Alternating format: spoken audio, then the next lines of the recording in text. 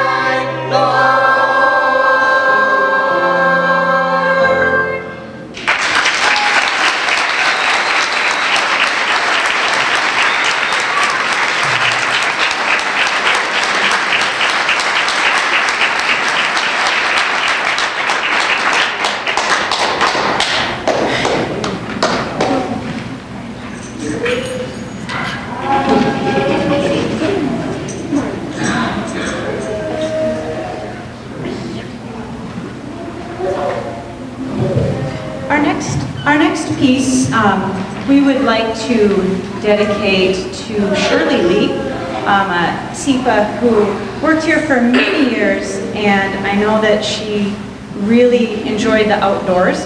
And so our next piece is called Nature Sings, and so this is for Shirley. Yeah.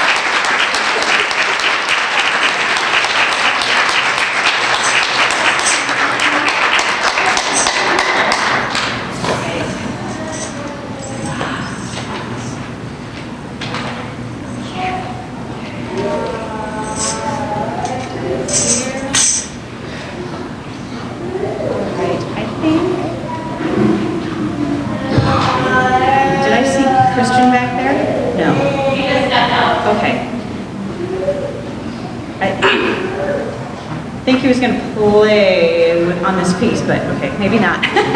Anyway, before the last choir piece, just a couple of quick things. I wanted to make sure that we thank Steph Helkin for accompanying. She volunteers her time every week to come.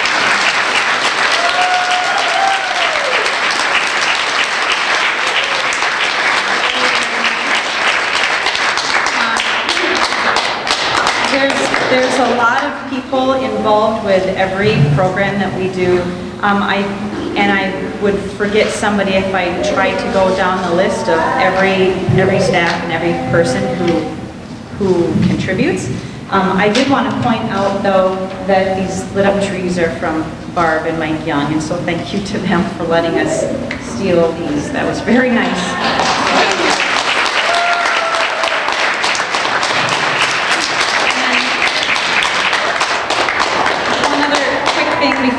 Before we sing, if any of you know of opportunities for any of these groups today to play, I'd like to get us out in the community as much as possible. So whether that's here in Faribault or elsewhere, please let me know. Because as time goes on and we get better and better, it would be really fun to be able to sing out and about. Thank you.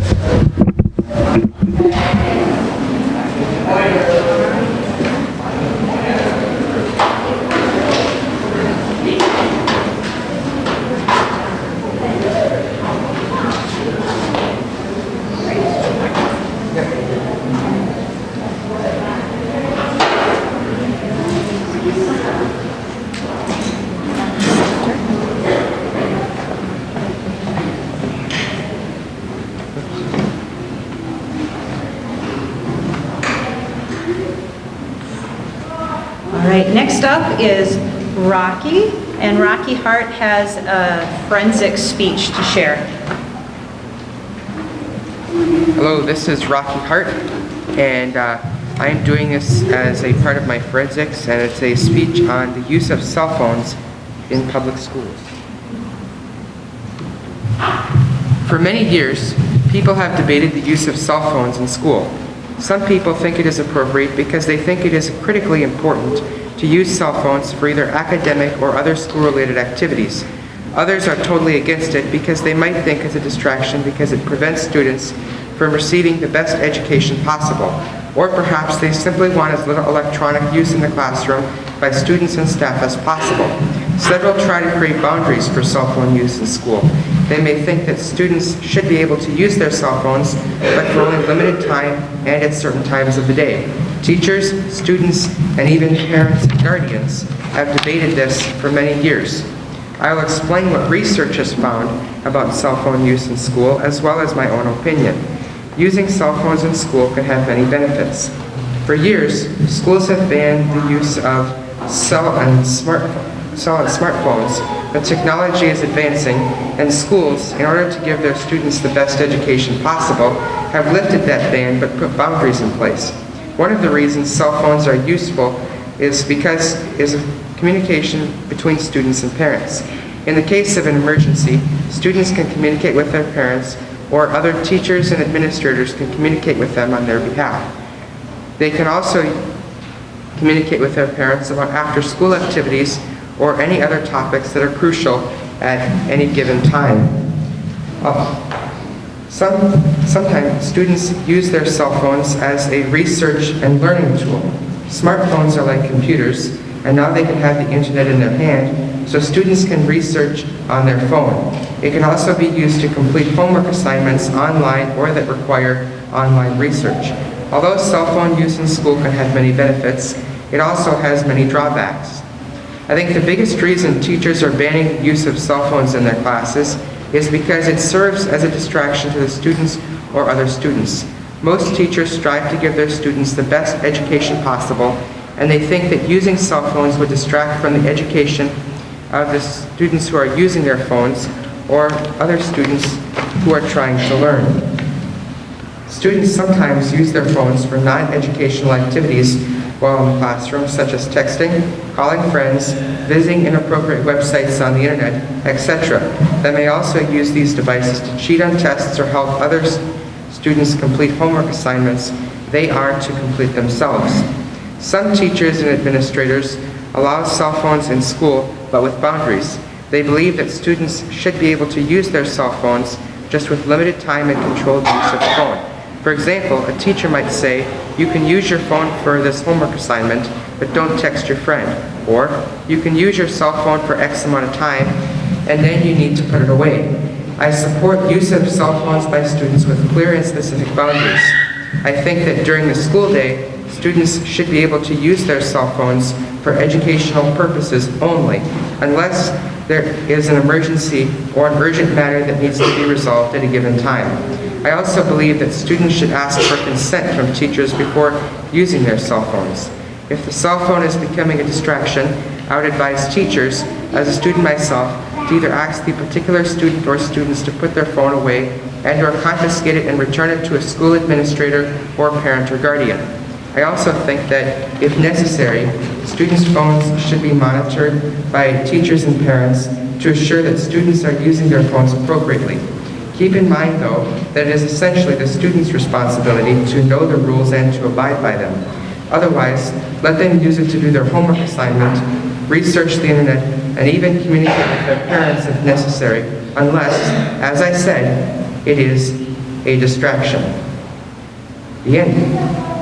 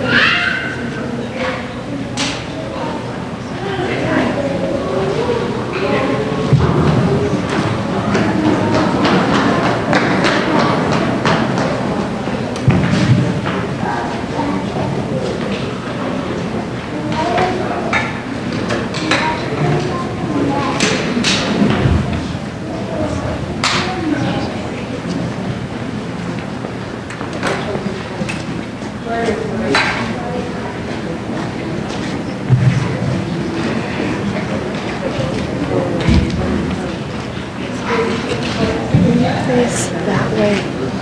Rena, you guys face this way. And we face this way. Here, you know what, let's just be up at front, because we have the Because space. I'm like, no.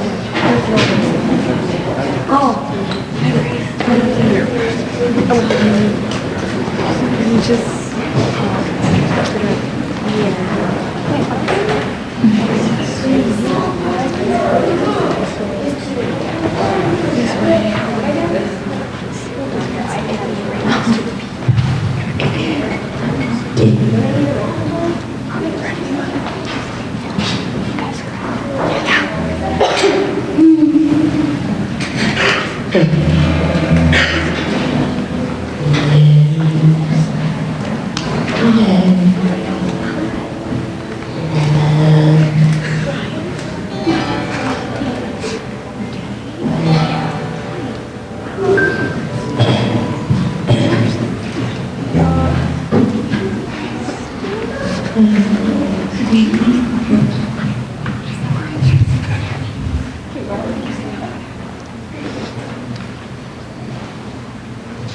Our next performance is something we did back in November in our 150th celebration. We thought it would be a good idea to sing the song one more time featuring Brittany, Allie, Eva, and Merrily dancing.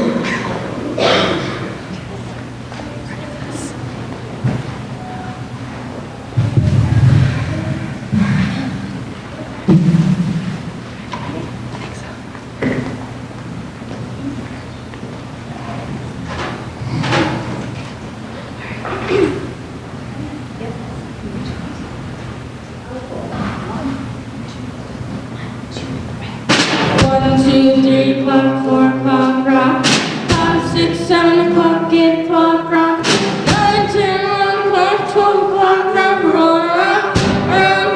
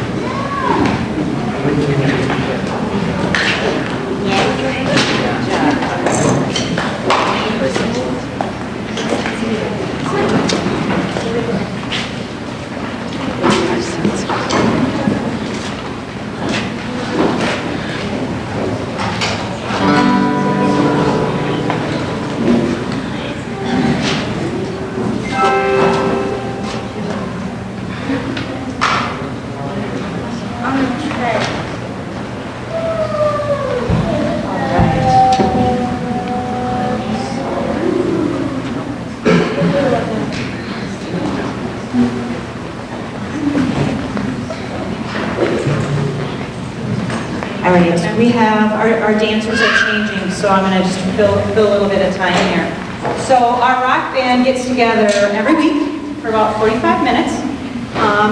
We have a big group this year, as you've noticed. We've got about 15 students, and so we've had to kind of split things up and each give them give them each a song or two. Our older students are doing a little bit more.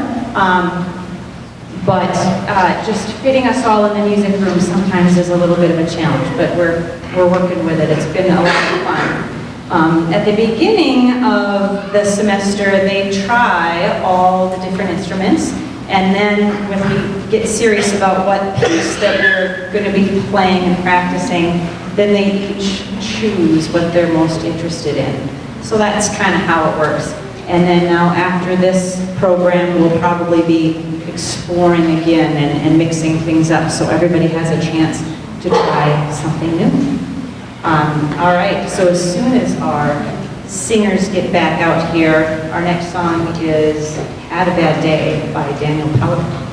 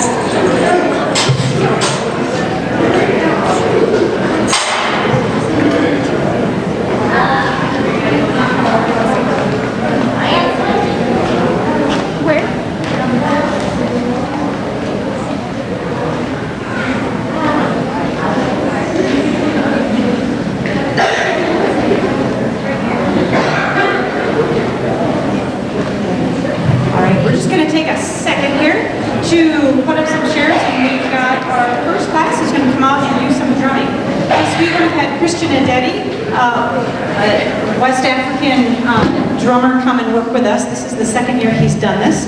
And this is sort of the prelude to the African drumming ensemble that we're going to be starting in the fall. And huge thanks to the MSAB Foundation for that. So we're super excited in the fall to be doing this on our own, although it probably won't be as great without Christian, but we'll do our best when it comes time for that.